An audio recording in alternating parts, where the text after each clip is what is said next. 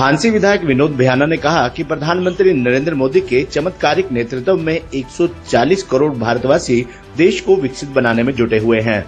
विधायक विनोद भयाना एक निजी प्रतिष्ठान में आयोजित पत्रकार वार्ता को संबोधित कर रहे थे। उन्होंने कहा कि प्रधानमंत्री नरेंद्र मोदी के नेतृत्व में केंद्र सरकार ने सफलतापूर्वक 11 वर्ष पूरे कर लिए हैं।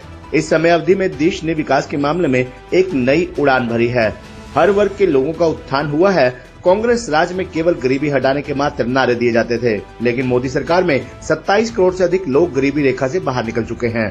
उन्होंने कहा कि जन कल्याण के लिए केंद्र सरकार ने अनेक योजनाएं लागू की हैं, जिनका फायदा समाज के हर तबके के लोगों को मिला है। उन्होंने कहा कि पहले हम दुनिया की अस्थिर अव्यवस्था में आते थे, लेकिन आज हम दुनिया की चौथी बड़ी अर्थव्यवस्था बनने की ओर अग्रसर है। पहले आयात पर आश्रित थे, आज मेक इन इंडिया की ताकत से एक्सपोर्ट में लीड कर रहे हैं। ये 11 साल विकास, विश्वास और बदलाव के रहे हैं। आज देश का हर नागरिक बदलते भारत को न केवल देख रहा है बल्कि अनुभव कर रहा है। पीएम मोदी के नेतृत्व में भाजपा सरकार के इन 11 सालों का कार्यकाल देश के इतिहास में स्वर्णिम अक्षरों में लिखा जाएगा। ये कार्यकाल विकसित और आत्मनिर्भर भारत के संकल्प सिद्धि का स्वर्णिम काल बन रहा है।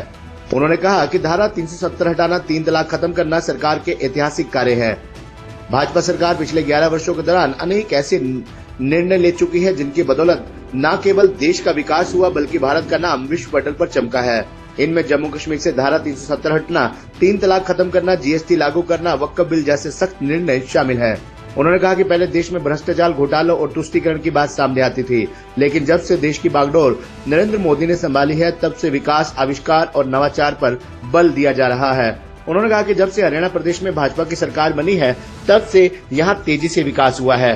प्रदेश में 1 करोड़ 20 लाख आयुष्मान कार्ड और 1 करोड़ 29 लाख ABHA कार्ड जारी किए गए हैं। साथ ही 1668 अस्पतालों को सूचीबद्ध किया गया है, जिसमें 15 लाख से अधिक लाभार्थी परिवारों को आयुष्मान भारत के तहत 5 लाख तक की स्वास्थ्य सेवाएं प्रदान की जा रही हैं। उन्होंने कहा कि वर्ष 2014 से पहले प्रदेश में 2 महिला पुलिस स्टेशन थे, लेकिन अब इनकी संख्या 33 हो चुकी है, ताकि महिलाओं को सुरक्षित माहौल उपलब्ध करवाया जा सके। वृद्धावस्था समान भत्ता 3 गुना बढ़कर 3,000 रूपए प्रति माह हो गया है। शिक्षा को बढ़ावा देने के लिए प्रदेश में 79 सरकारी कॉलेज खोले गए हैं, जिनमें 32 विशेष रूप से लड़कियों के लिए हैं और अब 20 किलोमीटर के दायरे में एक कॉलेज है। साथ ही 13 नए विश्वविद्यालय भी स्थापित हो चुके हैं।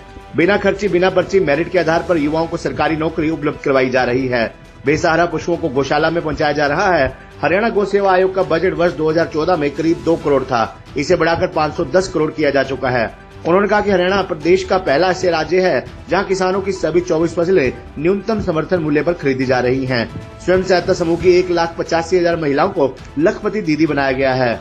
उन्होंने कहा कि खेल, चिकित्सा, शिक्षा, अनुसंधान व अन्य क्षेत्रों में हरियाणा प्रदेश ने उपलब्धियां हासिल की हैं। आज आप सभी जानते हैं कि विकसित भारत का अमृत काल, सेवा, सुशासन, गरीब कल्याण के 11 साल आज मोदी जी के नेतृत्व में 11 साल पूरे हुए हैं और इन 11 साल के देश के इतिहास में मोदी सरकार का ये कार्यकाल स्वर्ण अक्षरों में लिखा जाएगा। ये कार्यकाल विकास भारत और आत्मनिर्भर भारत के संकल्प की सिद्धि का स्वर्ण काल बन रहा है।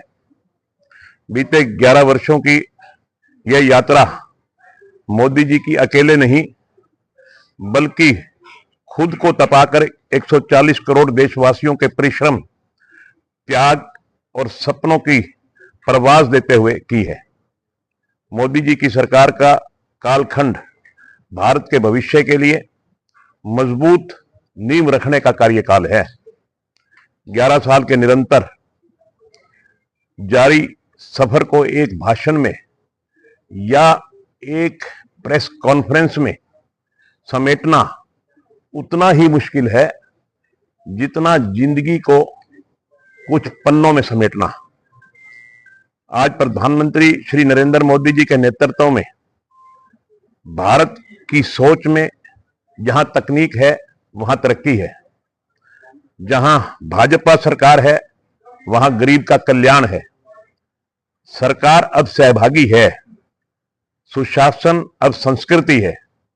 मतलब पिछली सरकार की तुलना में अगर हम आज की सरकार की तुलना करते हैं तो निश्चित रूप से हम कह सकते हैं कि आज जो सरकार चल रही है वो जनता की सहभागी है, जनता के हो गई है। 2024 से पहले हमारी सोच थी कि काम कैसे होगा, हो ही नहीं सकता, कौन करेगा। आज हमारी सोच, हमारे देशवासियों की सोच बदली है। काम होगा, जरूर होगा, मोदी है तो मुमकिन है। आज हर भारतीय की सोच यहां तक पहुंची है। मैं समझता हूं ये सब मोदी जी के नेतृत्व में ही संभव हो पाया है।